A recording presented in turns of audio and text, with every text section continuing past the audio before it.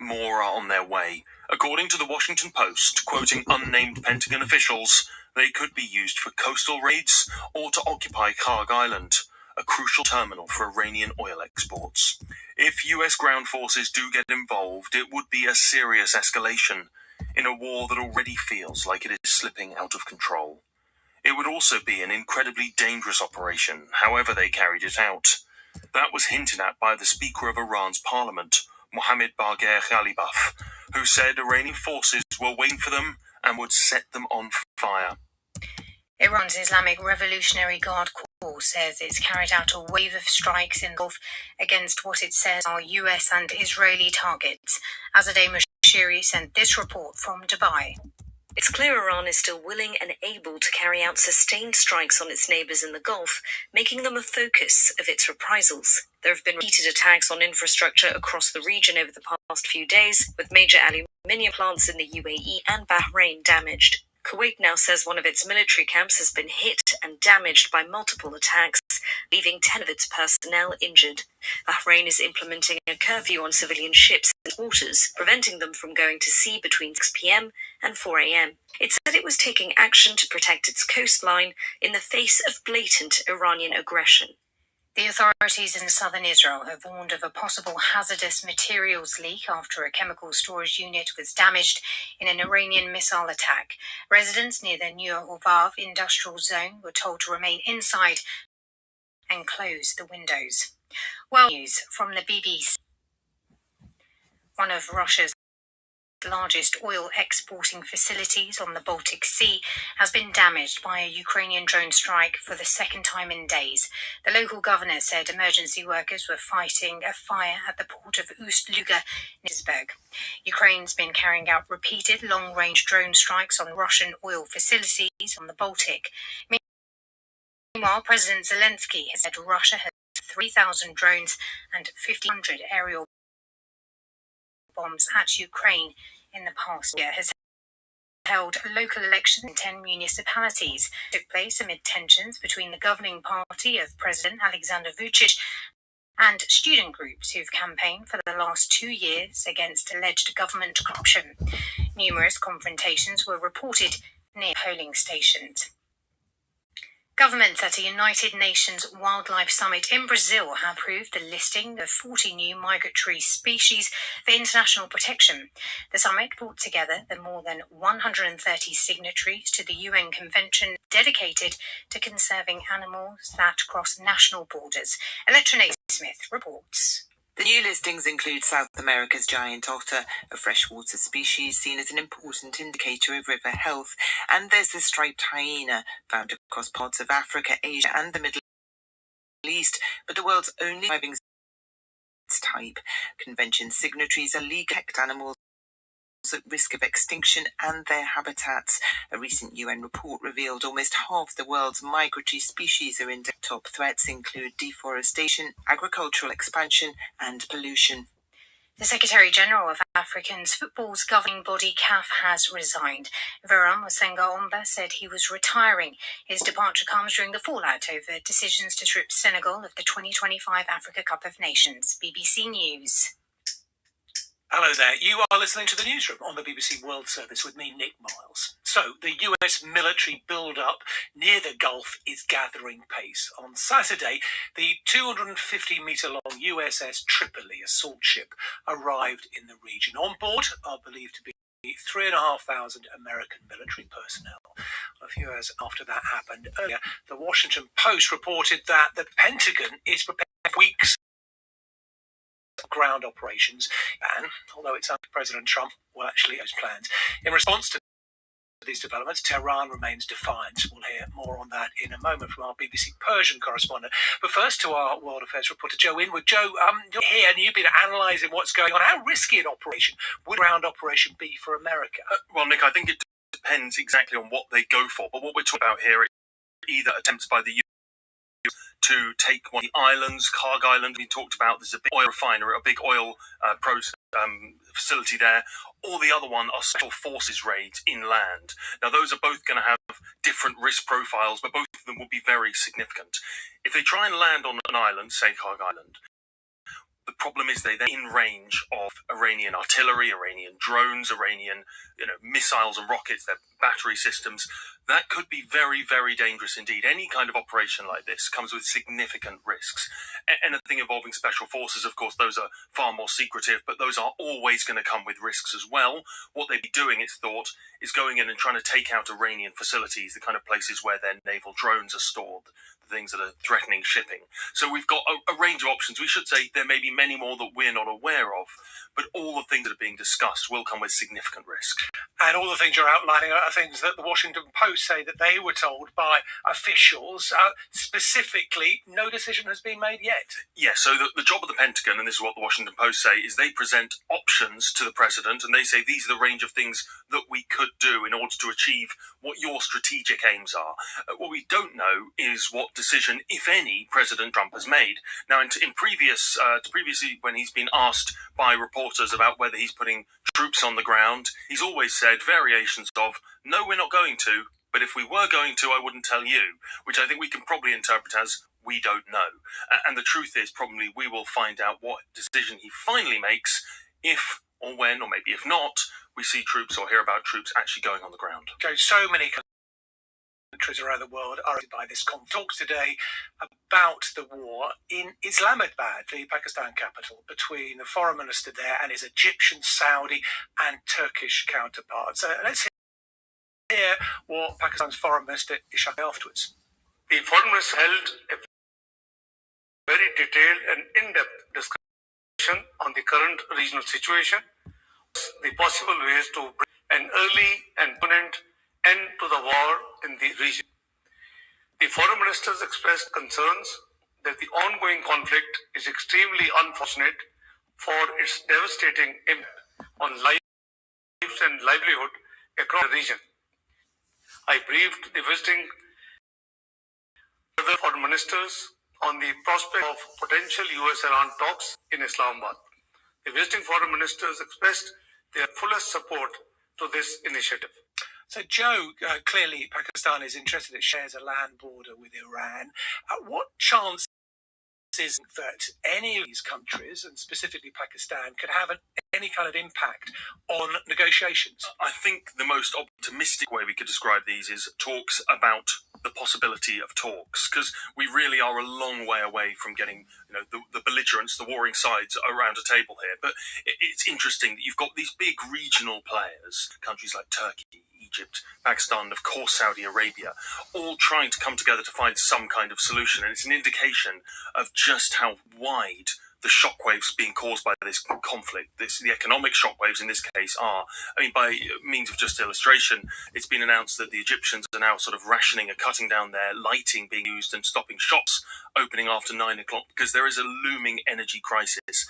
As to whether they can do anything, I mean, it's really difficult to see.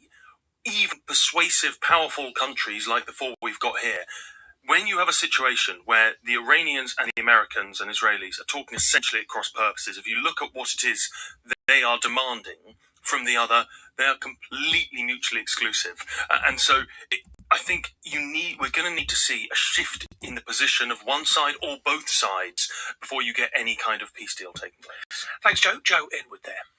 Now, with the war into its second month, the economic impact, as we've been discussing, across Iran in particular is growing. Well, normally during the tuna holiday, which began 8 days ago, companies involved in tourism would be enjoying their busiest time of the year, but they are really struggling with many closed because of a dash to their infrastructure or a lack of. Meanwhile, the missile strikes still seem to be hitting many parts of the capital, Tehran. Here are some messages posted by Iranians on social media and voiced up by BBC Persian colleagues. Last night, they hit the middle of the street near a house with no specific target, no building, no person, nothing. Just the middle of the street. Asphalt was torn up and a huge crater was created. Several parked and passing cars were turned to dust along with their passengers. The alley next to us was attacked, exactly where my mother lives. I tried to call over and over again. I don't know how I got dressed or how I got to them. The closer I got, the more broken glass, rubble, shrapnel I saw on the street. By the time I reached them, And until I saw they were okay, I think I died 100 times. We're slowly starting to learn how to live with war. Crying, being afraid of the sound of fighter jets, and yet getting up and continue living. Some of the ways that people are coping in Iran. Mawadi is one of BBC Persian service correspondents. How is Tehran reacting to the news of the US troops in the Gulf region? Iranian Parliament Speaker Ghalibaf has said that his message was a message of defiance. He said that there's going to be fire raining on American soldiers. We're waiting for them, actually, in Iran, if there is a ground invasion. But right now, the most important development that the war has entered into a new that each side is targeting the infrastructures, and that can have dire consequences for the parties involved and also for the world's economy. Iranian universities have been hit. Iranian steel, one of them, Fulad Mubarak, is the biggest one in the Middle East, has been struck. After that, Iran started striking aluminium productions in UAE and in Bahrain, and now we are hearing that universities are being struck. Iran is threatening to universities. So this is extremely dangerous, and we are entering uncharted territories. The other thing is the Strait of Hormuz and those waterways. Not only the Strait of Hormuz is now blocked, but Houthis also joined the war, and they are threatening to block Strait of Bab el-Mandeb, which is another important waterway. And if they do that, that can add to the pressure on Donald Trump and the American administration. However, this strategy has worked for Iran so far, but it may backfire because Iranians are dealing with a president who is known for being unpredictable. So we do not know what he's going to do afterwards. Latest from BBC Persian on the live page of our website is that heavy explosions are happening across Tehran right now. Also electricity fluctuations and outages. Go to another in this conflict now, Lebanon. Israel's Prime Minister Benjamin Netanyahu has ordered the military to further extend what he described as a security buffer zone in southern Lebanon. Meanwhile, hundreds of people gathered in Beirut, of 3 journalists killed in an Israeli airstrike in the south of the country on Saturday. Israel says that one of them was part of a Hezbollah intelligence unit, although it has offered no evidence for that. Our Middle East correspondent Hugo Bashega was at the funeral. A lot of people have come here, despite the heavy rain, to pay their final respects. There's been a lot of commotion, a lot of anger in this country, criticism and condemnation of Israel over this attack. Ali Shayab was a well-known reporter for Al-Mana, a Lebanese TV station affiliated with Hezbollah. The Israeli military is an intelligence operative with evidence that he had a role in the group. Fatima Fatuni was a correspondent for the Al Mayadeen channel, and her brother Mohammed worked as a cameraman. The Israeli military heard any comment on their killings. Human rights groups say Israel is carrying out in Lebanon similar tactics that it employed in Gaza, with attacks on journalists and healthcare professionals, often providing unfounded claims that those killed had military involvement. The Israeli authorities almost never investigate the cases. Hugo Bashega. Church on the Mount of Olives in Jerusalem.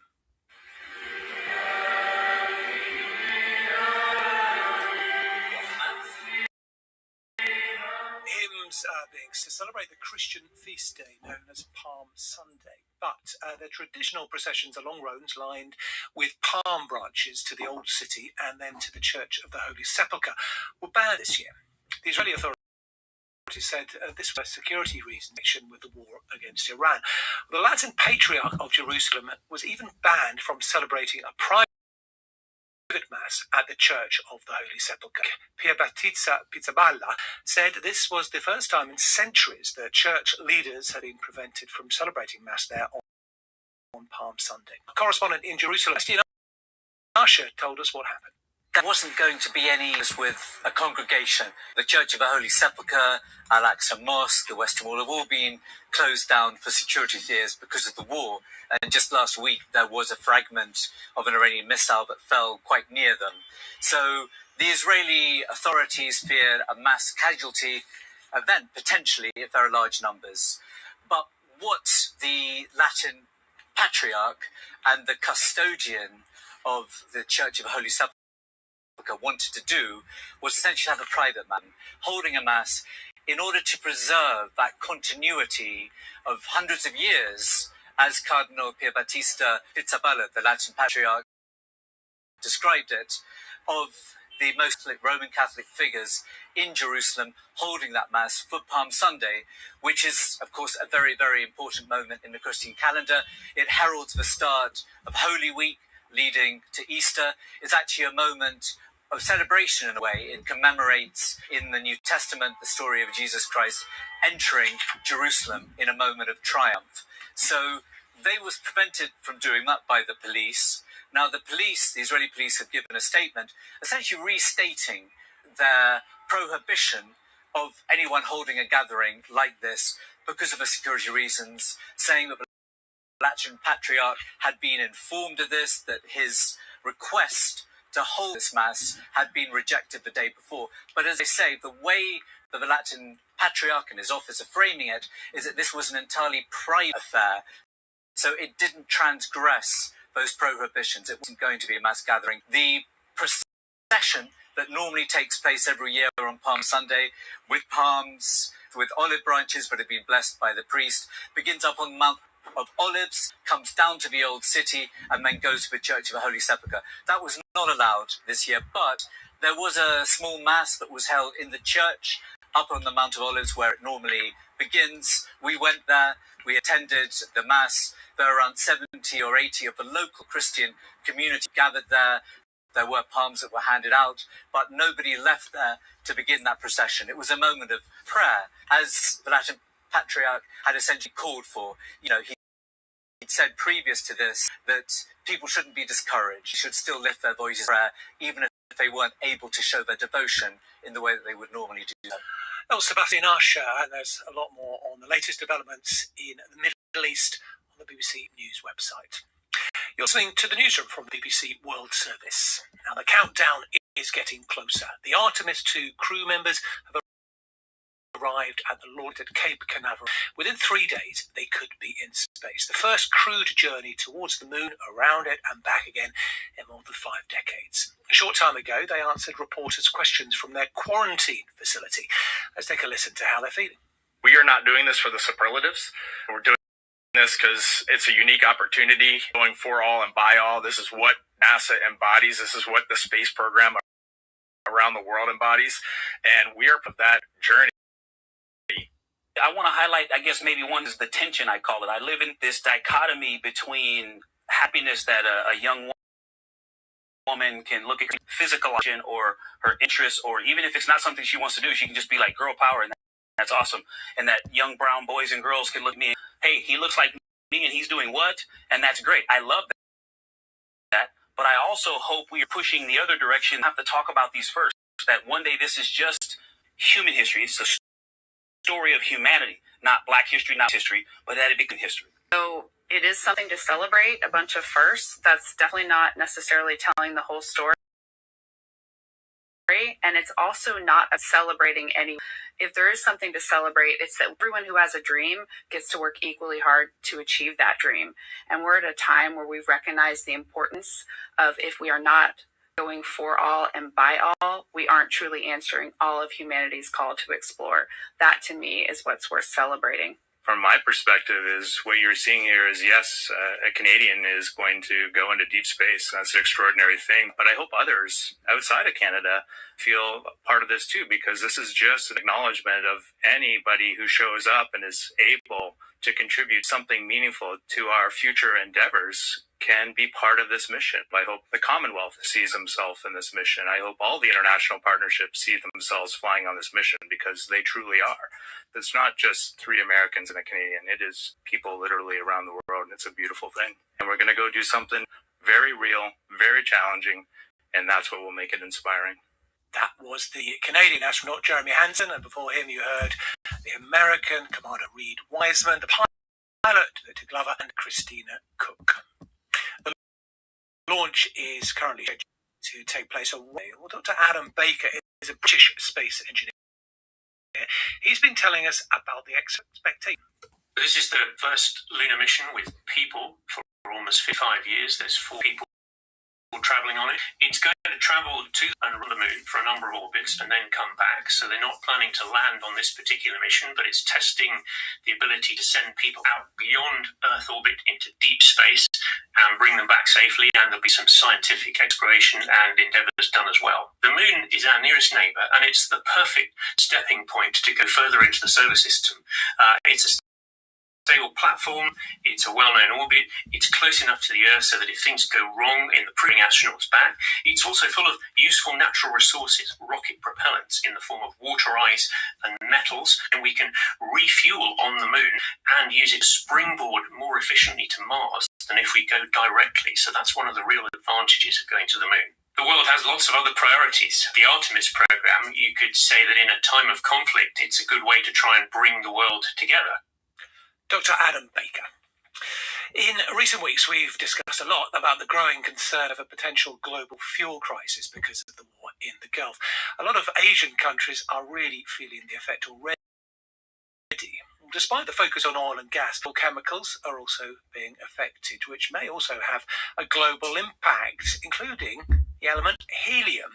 It's a byproduct of natural gas, crucial for medical purposes, and in the manufacturing of semiconductors that we use, obviously, in computers. Andrea Sella is a professor of chemistry at University College London. He explained what percentage of the world's global supply of helium comes from the Gulf. A bit over a third of the world's helium supply comes from the Gulf and from Qatar, in fact, from those big gas fields. And we use it all over the place. I mean, one of the things about helium is that it's very small and it's very light. It means that the atoms move extremely fast. So on the one hand, it's a brilliant conductor of heat. And so if you're making semiconductors, making sure that you get rid of the heat is really important. So blanketing the process in helium is critical. The other thing is that it's not very sticky, and so it's actually a very, very good refrigerant, and you can liquefy it at about 4 degrees above absolute zero. And at that point, you get a very strange world where things become, for example, superconducting. And that means that you can make magnets which are essentially permanent, where the current that produces it kind of continues forever. And all of our medical scanners, the MRI scanners that you may have slid into, you may have had the misfortune of sliding into, are based on that. So this is really kind of critical and systemic. Those are sort of the 2 largest uses, but it finds its way into all kinds of places. That was Andrea Sella, professor of chemistry at University College London. Like many near neighbours with a combative history, the French and the English still enjoy a light-hearted rivalry tinged with mild mutual disdain. So this next news may chill the blood of some French men and women. A woman born to British parents has become the first British mayor of a French town. Maureen Searles grew up in the UK. She's lived in France for 25 years and has now been elected as the mayor of Mont-Saint-Éloi, near Lille. And rather than play down her Britishness, she's doing the opposite. She's been speaking to Paddy O'Connell. This is really the climax of hard work for many years. But the last ones have been really... I haven't grown up here, so of course it's not my country, so I was walking on ice all the time. But now I feel that this famous ice is now gone. So here I am, seated in my office, and I need a lot of work. But I think I'm going to need 2 terms. It won't be enough in one.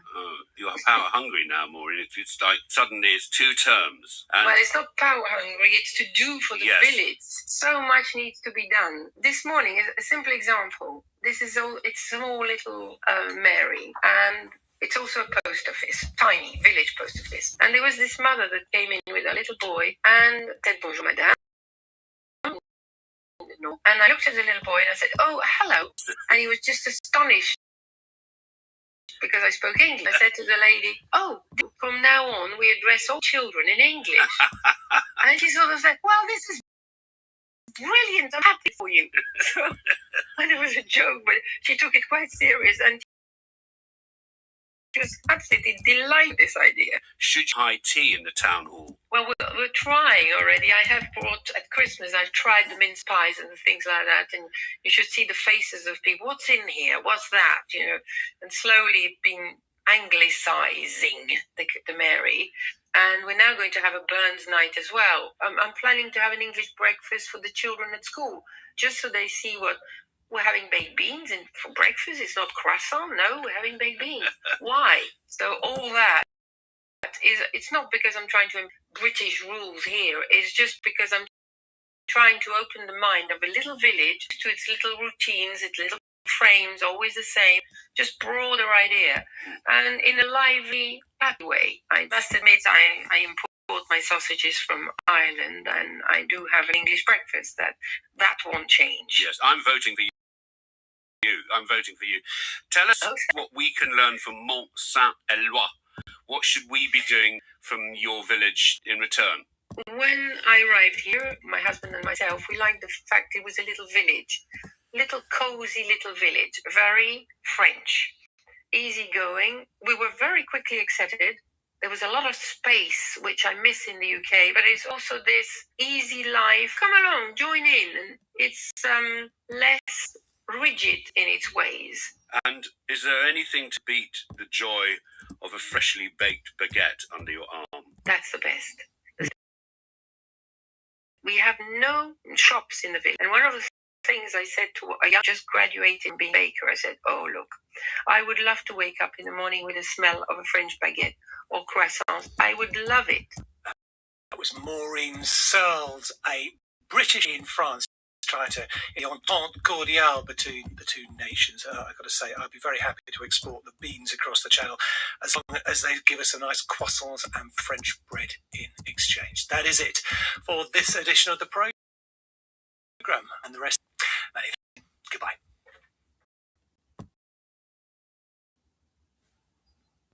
BBC World is looking into why some salt farmers in India are facing a precarious future. I'm Chavi Sachdev, and I'm in the little run of Kutch, a vast salt desert in western India.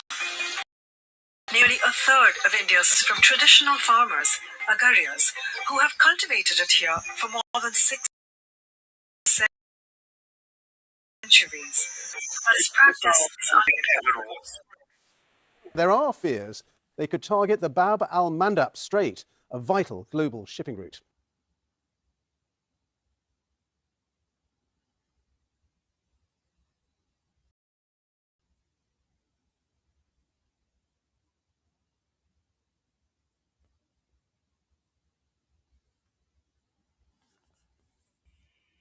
There are fears they could target.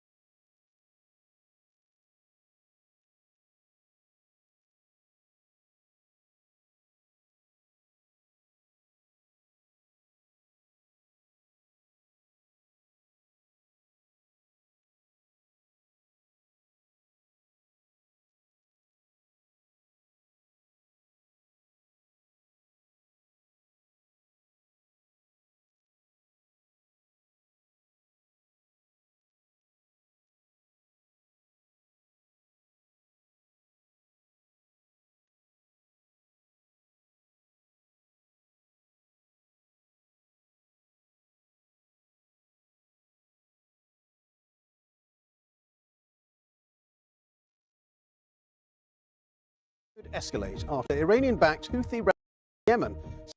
They have launched missiles and drones against Israel. Well, the Houthis have in the past attacked shipping in the Red Sea, and there are fears they could target Bab al-Mandab Strait, a vital global shipping route. Elsewhere, there have been attacks across the region, including one on a US military base in Saudi Arabia, injuring 12 American troops. This report from our World News correspondent, Joe Inwood.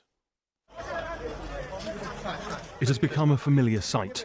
Iranian Red Crescent rescue teams searching through the remains of shattered buildings. The US and Israel have launched thousands of strikes right across the country. They say they have all but destroyed Iran's military capabilities. But still, the regime fires back. Today they released this footage of what they said was their 85th wave of missiles. And this was Kuwait Airport, after an apparent drone strike. Dragging US Gulf allies into the conflict has been a key part of Iran's strategy. And today, another front seems to have opened. Vast crowds took to the street in Yemen after the Houthis, allies of Iran, launched missiles at Israel. We are preparing for a multi-front war, including with the Houthis. We know how to defend Israeli civilians, and as I said before, we act, we don't talk. Anyone who threatens Israeli civilians, we will strike them. But there is a bigger concern, that the economic war deepens. Now, if the Houthis decide to start attacking shipping in the Red Sea, it could have far-reaching economic consequences. In order to avoid the Strait of Hormuz, Saudi Arabia is currently diverting around 4 million barrels of oil a day through a pipeline to Yanbu on the Red Sea coast. Now, that means the oil bound for the Asian market can then sail south in relative safety past Yemen. But that's not always been a safe route. For nearly 2 years, the Houthis attacked international shipping, damaging around 30 vessels. Now they say they could target commercial shipping again, making the Bab al-Mandab Strait a key flashpoint, blocking routes for Saudi oil in both directions, with huge implications for the global economy. This war is increasingly divisive in the US. Today, huge protests took place. But overnight, Donald Trump insisted it was a fight that needed to be had. There was blackmail, period. Under my leadership, America is ending the threat posed by this radical regime. There are diplomatic efforts to end the war. Pakistan has said it will host talks with Egypt and Turkey, a sign of just how widely the shockwaves are spreading. But both sides seem to be talking at cross purposes. The US has said Iran is defeated, essentially calling for their surrender, while the message coming from Tehran is equally uncompromising. Trump and the commanders of the US Army must have clearly understood that the region will turn into a graveyard for American soldiers, and they will have no option but to surrender. All the while, to a graveyard for American soldiers, and they will have no option but to surrender. All the while, the human cost of the war continues to grow. The Iranian Red Crescent released this footage following what they said was an Israeli strike. The US has said this could all be over in weeks. How that will happen is far from clear. Joe Inwood, BBC News. Well, live now to our correspondent James Waterhouse, who's in Jerusalem for us now. And James, to what extent do you think the Houthi attack on Israel is an escalation of the war in Iran? Well, Ben, the footprint of this already vast war is widening further. Now, it was always likely that should Iran have asked the Houthis for help, they would have said yes because of their long-standing relationship, because of the military and financial aid the Houthis. Now, it was always likely that should Iran have asked the Houthis for help, they would have said yes because of their long-standing relationship, because of the military and financial aid the Houthis had received from Iran.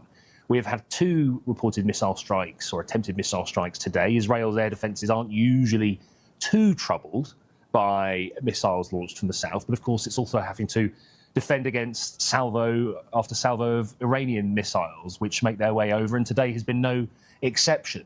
And so when you think about America's claim or wish that this war will be over in weeks rather than months, when you consider Israel's own widening offensive in southern Lebanon, where 1,100 civilians have been killed and counting, there's very little sign here in Israel that the war is winding down in any way.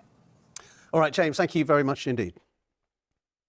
3 Lebanese journalists have been killed in a targeted Israeli airstrike on their press vehicle in southern Lebanon. Among those killed was a well-known correspondent for Al-Manar TV, a station affiliated to the Iranian-backed Lebanese armed group Hezbollah. The Israeli army claim he was a Hezbollah member who had been exposing Israeli military positions without providing evidence. Well, also today, a funeral was held for a boy who was among 5 people killed in 2 airstrikes in a town in southern Lebanon yesterday. And from there, our Middle East correspondent Hugo Bashega sent us this report. This war is destroying not only Lebanon's present. it is also taking away part of its future. This was the funeral today for Jawad Yunis, killed in an Israeli airstrike as he played football with his cousins. He was 11.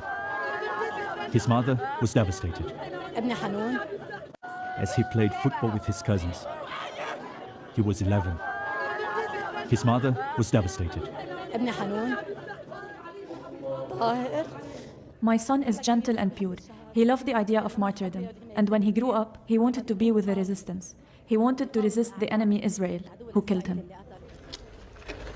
Israeli bombs have pounded towns and villages across Lebanon. In the south, Israeli troops are pushing ahead with their invasion. Israel says it is targeting Hezbollah, which has continued to launch attacks against Israel. But here, often, it's civilians who were killed. This is the location that was hit, and the scale of the destruction gives us an idea of the power of the attack. This house has been completely destroyed. There's a lot of damage in this building on this side. And people here say that this attack happened at around 1 o'clock in the afternoon and that it came with no warning. And this is the fear that many have across this country of not knowing when and where the next Israeli attack will hit. The Israeli military is yet to explain why it attacked this building. Lebanese officials say more than 120 children have been killed by Israeli attacks in this war, with hundreds more wounded.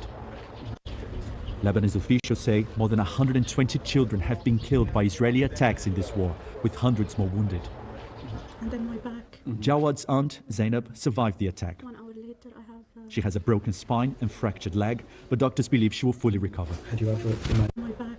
Jawad's aunt, Zainab, survived the attack. 1 hour later, I have She has a broken spine and fractured leg, but doctors believe she will fully recover. Had you ever imagined that something like this could happen to you? No, at all.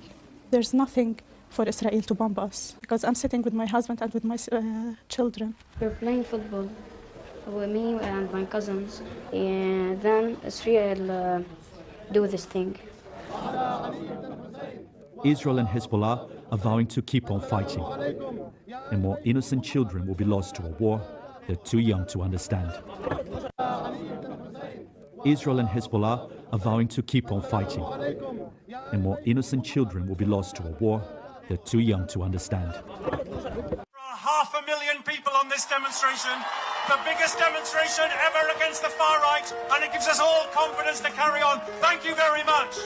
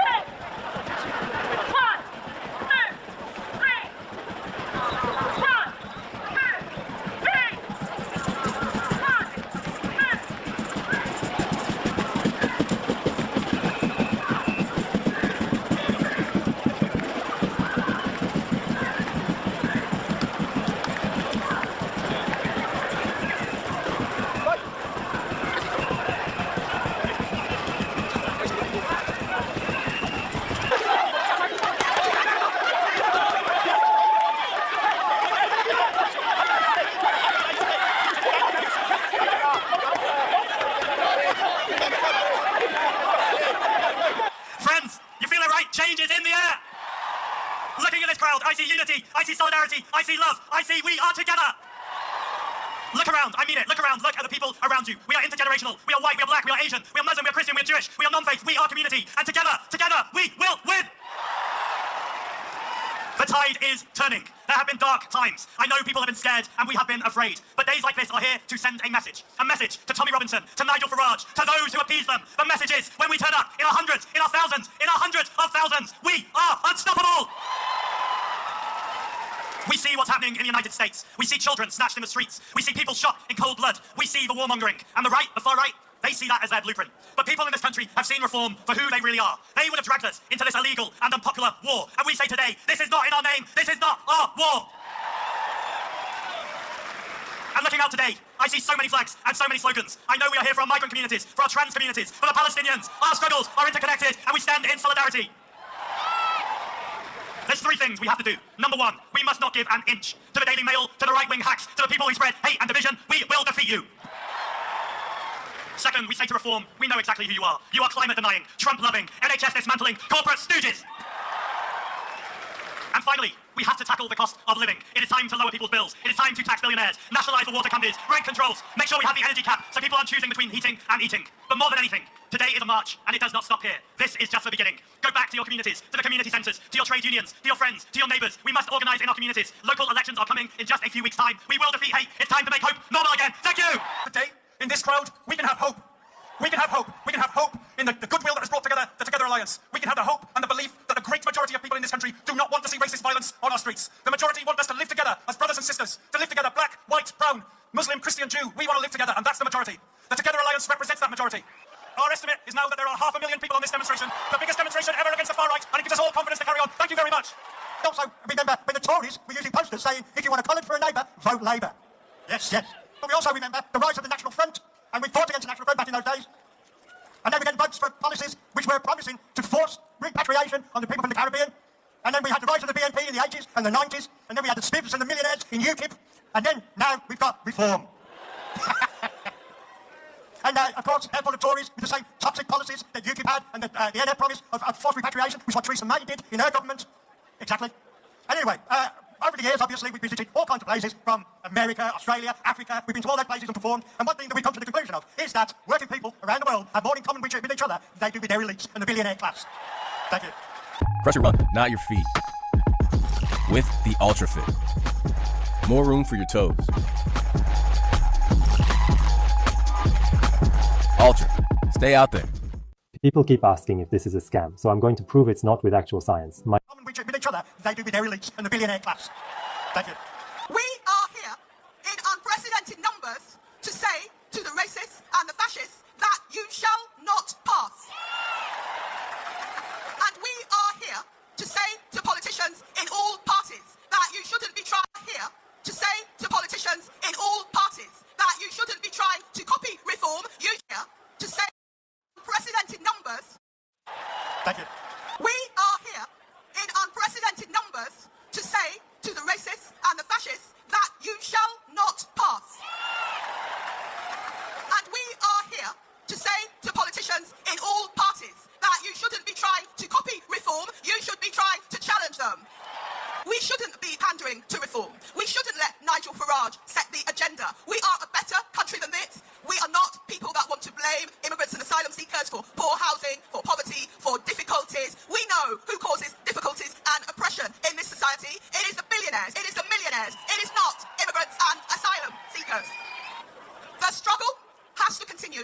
The struggle isn't over, but by coming out in these incredible numbers, we are showing the racists and the far right that we are here to challenge them. Our message is not the message of Nigel Farage or the right-wing press. Our message is refugees are welcome here.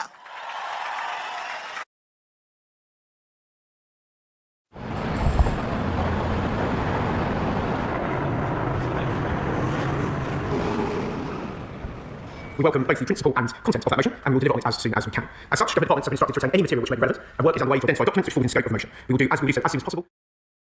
What would you do differently to what I'm saying? Energy is growth. Without it, our country dies. We need to get Britain working again. And we need a serious energy policy. Labour's approach is killing jobs. It's making people's bills go sky high. Manufacturing is disappearing from the country. So we have a cheap power plan. It's going to fuel Britannia, get Britain working again. And what's in it is scrapping the green taxes on our household bills. Those taxes are just making everything worse. Stopping the fuel duty rise that Labour's planning. This is not the time to be increasing fuel duty. And we need to drill our own oil and gas in the North Sea instead of importing it from Norway, who are drilling in the very same sea. One of the major news stories at the minute is the fact that the bank is forging stuff on it's kind of stolen. Your party seems to be raising my questions about this. What exactly are you suggesting there? Well, we are all raising eyebrows at this story. The Prime Minister's Chief of Staff is someone who has access to a lot of information. The fact that the police transcript says that he made a report and didn't tell them who he was. I mean, who could anyone could have stolen that phone? Could have been China, could have been Russia. I think there are a lot of questions that need answering. And what we need is for Morgan McSweeney and, let's be frank, Keir Starmer to come clean about what happened and why this report was not escalated to the security services. Do you think there's been wrongdoing here? Well, we don't know. The story doesn't add up. It is very suspicious that the phone got stolen after I asked about Peter Mandelson and he'd been sacked. It was very clear that a lot of documents were going to come out. So that's what makes it suspicious. If they want to quell the suspicion, they need to come clean and answer a lot of questions. We're talking about fuel, one of the reasons why fuel is really serious is the war in Ukraine, now the conflict in Iran. British intelligence has shown that Russia has been aiding Iran in the current conflict. Do you think Russia or Iran are threats? Russia and Iran are both threats. The security services can tell us which one is the bigger threat. But this is why I want a government that is clear-eyed about the threats that are facing our country. When the Conservative government had COVID or the war in Ukraine, we had done a lot of work to make sure the economy was in a good place so we could spend the money where it was needed. Labour has not done any of that work. Instead, they've been splurging on benefits, giving money to their pet causes, their pet projects, and now we are the worst place in the G7 to weather an energy crisis. Yeah, talking about Russia and Iran. No British forces are in advanced preparations to board and detain ships in Russia, so Shadow Fleet also saw an agents to get to Cyprus because of the conflict. What do you make of the readiness of the Navy and British defence in general? I'm very concerned that this is a government that has not thought about defence and is only looking at things in hindsight. We need to increase defence spending. It went down every year between 1989 and 2022 because various governments believed there was peace in the world. Once that changed, the Conservatives started spending more money on defence. We need to spend even more. This government doesn't have a plan. And the fact that it took HMS Dragon 3 weeks to get to its destination shows that they are thinking too late, they are too slow to act. They need to do better to protect British servicemen and women who are in bases that we have put in other people's countries.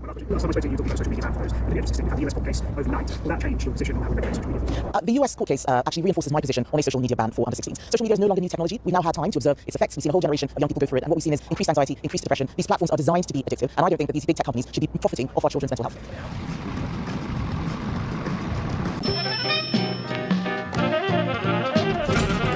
Your office apps not working.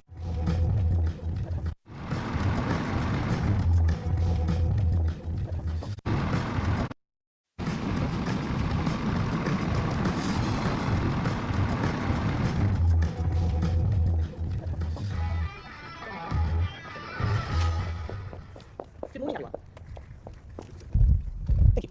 Good morning, everyone, and thank you for being here. It is time to fuel Britannia. Labour's approach is killing jobs, it's killing manufacturing, it's killing industry, and it is impoverishing households, families, and businesses up and down the country. Energy is growth. Without it, we are nothing.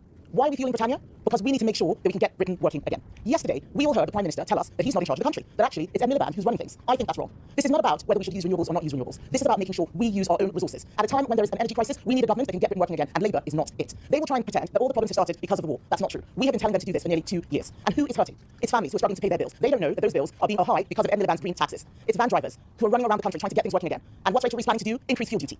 We have a brilliant industry, North Sea oil and gas, that is dying because of Labour. And we're here to say enough. We want people to thrive in this country. So we have a cheap power plan for them. It's going to scrap the crazy green taxes which Ed Miliband has put on everyone's household bills. It's going to stop the rise in fuel duty, and it's going to make sure that we drill our own oil and gas in the North Sea. It is completely crazy that Keir Starmer has stopped British companies from drilling in the North Sea while he is importing gas from Norway, who are drilling in the very same basin. This is madness. We need to put everything out there. We need nuclear, we need renewables, we need oil, we need gas, we need wind. But what's he doing? He's pretending that oil and gas are bad. I'm saying now that we can bring everyone's energy bills down by 20% with our cheap power plan. It is time to fuel Britannia. It is time to scrap the silly tax rise which Rachel Rees is putting on fuel duty. It is time to get Britain working again. Thank you, ladies and gentlemen.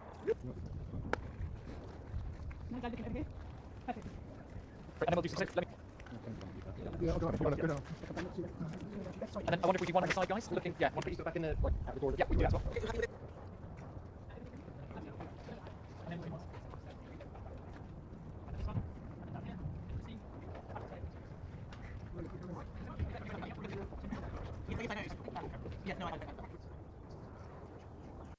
So I'm curious about your phone calls with him, how easy they might be. And also, are you surprised by... Are we talking about Starmer? Yes. Are you surprised by how... I think he's a lovely man. I do. I think he's a lovely man, but I think he did something that was shocking. He didn't want to help us. And maybe in particular that country, you know, the longest bond, the longest ally. Australia too. Australia was not great. I was a little surprised by Australia.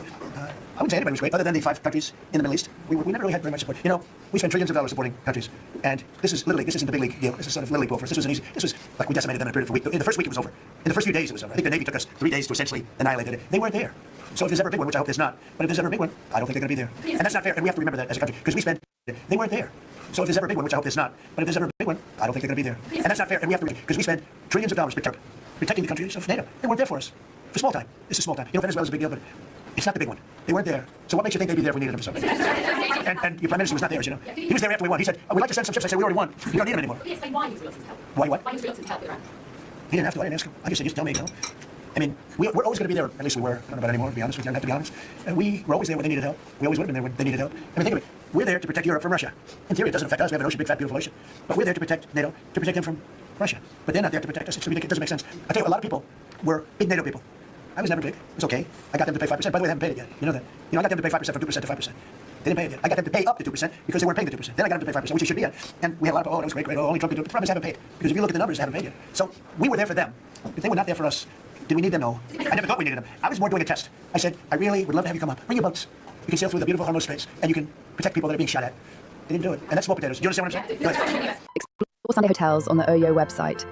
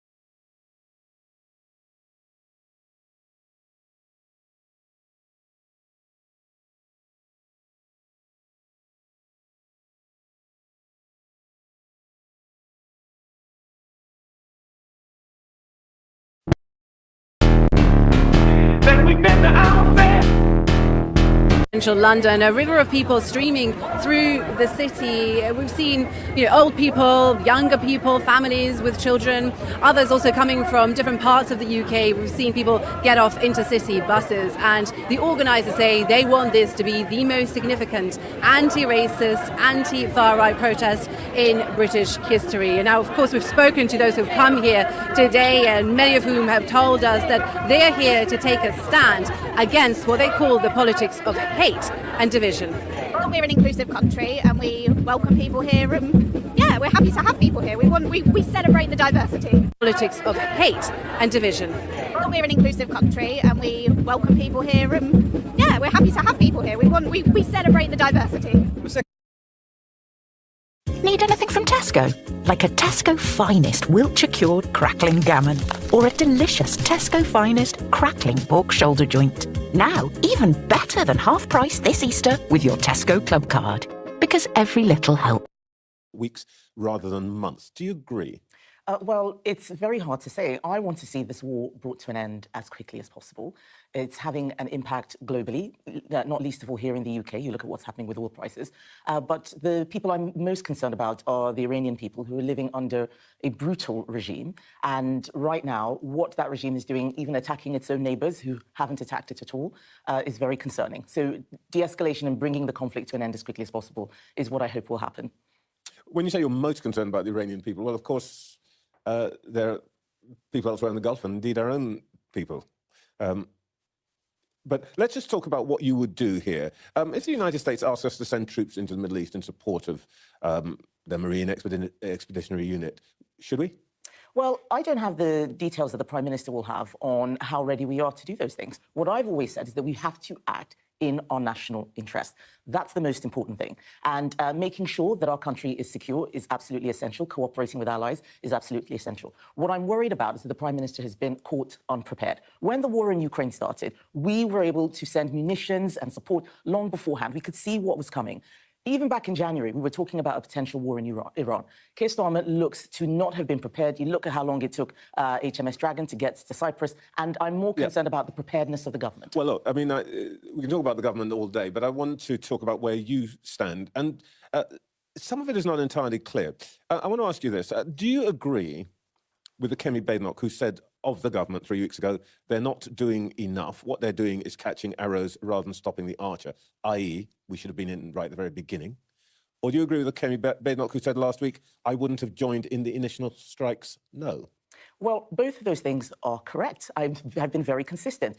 Catching the arrows 3 and weeks stopping ago, you said we should be right there. No. Last week you said we wouldn't be there Trevor, at the do not beginning. misquote me. I said that if Literally, people... I'm reading your words. No, but you're quoting it out of context. I said if people are firing on British bases, it is not enough to stop the missiles. You should stop the Archer. You should go after the missile launch capability. I stand by that. That's not starting the strikes. I have never said that the government should have joined in with the initial strikes, but I have said that if we're being attacked, we should defend ourselves, and it is not enough to catch the arrows. You have to stop the Archer, otherwise you will get hit. I stand by that.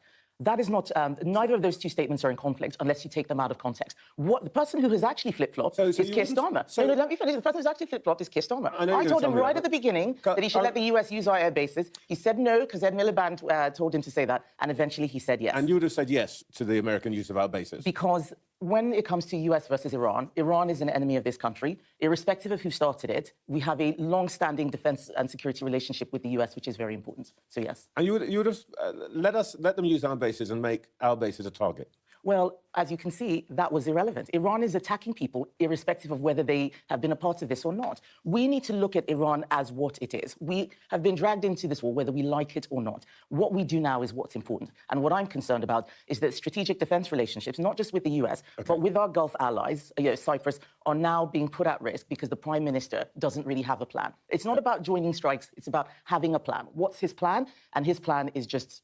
who knows? Well, look, we are where we are, and we are beginning to see the effects of all of this at home. Given that we might be facing supply shortages, energy price rises, you've talked about this already, should the government be rationing fuel?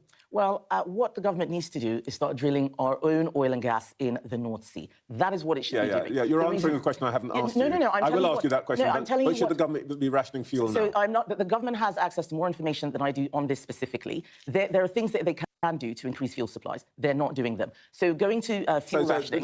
I want to ask you about that. Yes, I know, but you're speaking about a hypothetical. No, I don't want to be in a situation where people are panic buying fuel because of speculative discussions. What should the government do? The first thing it should do is drill our own oil and gas in the North Sea. Right now, what we need to do is make sure that we can support, increase our fuel supplies. The first thing to do is drilling in the North Sea. What it shouldn't be doing is hiking fuel duty. I've been speaking to a lot of businesses. I was on a tractor with a farmer just day before yesterday, and he's already saying that that the fuel supplies are disappearing. That the tank that he filled for one price now costs double. People are very worried. I'm very worried about how they're going to manage. But rushing out to say the government should be rationing fuel, that's not the first thing I would be doing.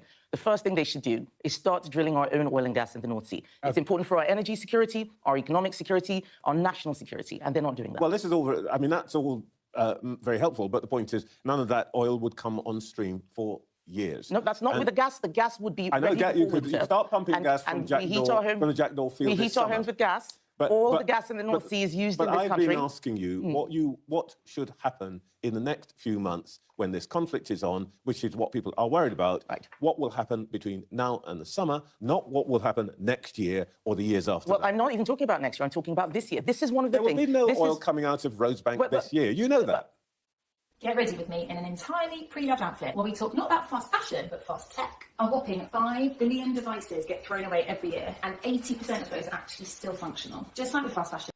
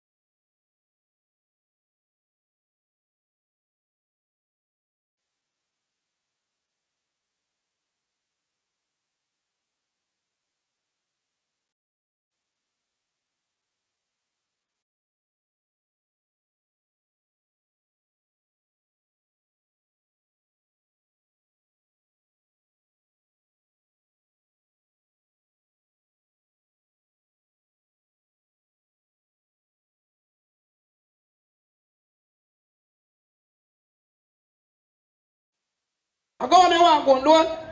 Big youth, send him one big youth. Say what we need is a great big amount. All night you are struggle. Yeah, you want go home? I go on, you want go do it? Big youth, send him one big youth.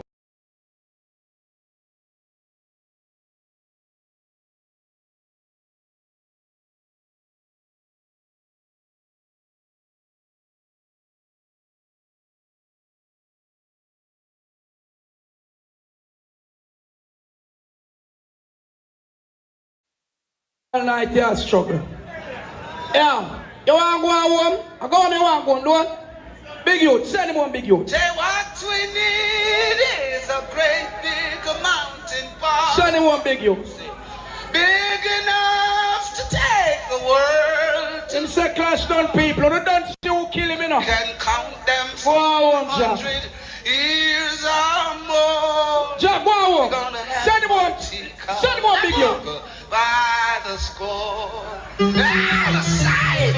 There ain't no mice. Hit the road, sound boy. Don't you come back no more, no more, no more. Now hit the road, sound boy. You could have said the road, Jack. No more. Hey, hey. Serica to pass sound on the champion sound. So that this a sound you'll have to rule the town. Hit the road. Pull up. You have to play one more. If you don't play one more, you bow.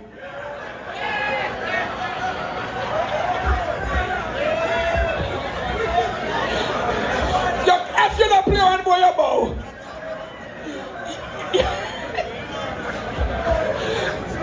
Hey, give the people them entertainment, man, and that's why we need a foundation.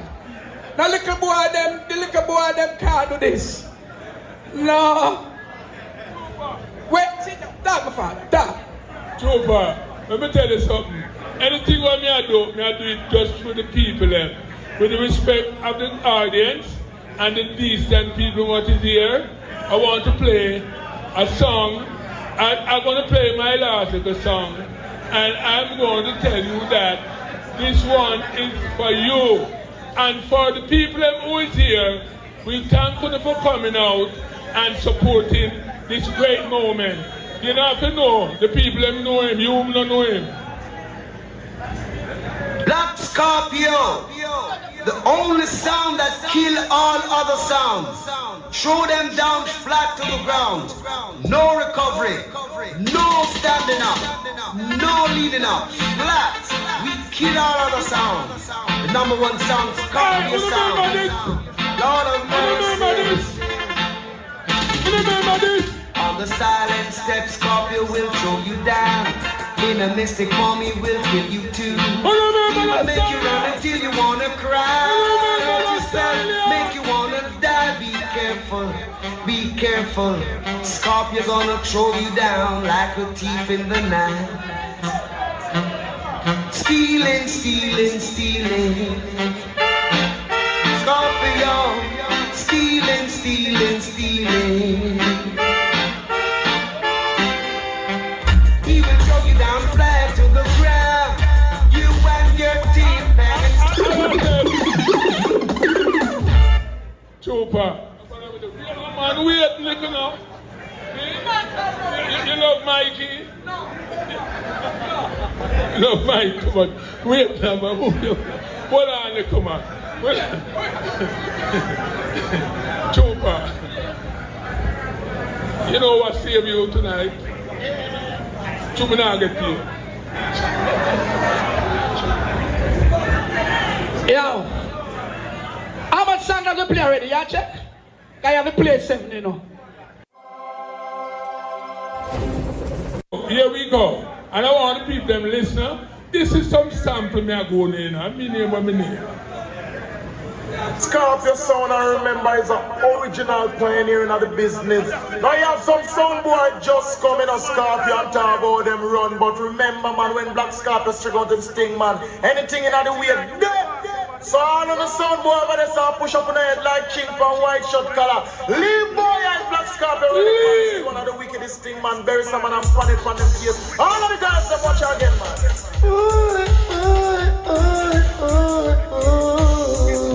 Yeah, yeah.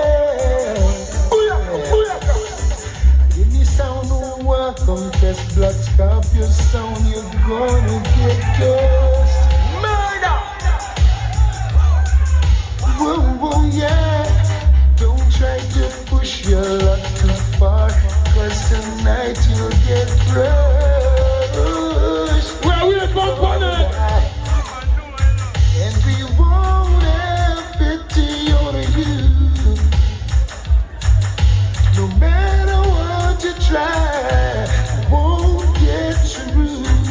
Oh, maybe we still can sit down and say, hey, where we go connect the people? Then I'm gone. Well, yes, there's still some time to think it over before you get killed. We're connected.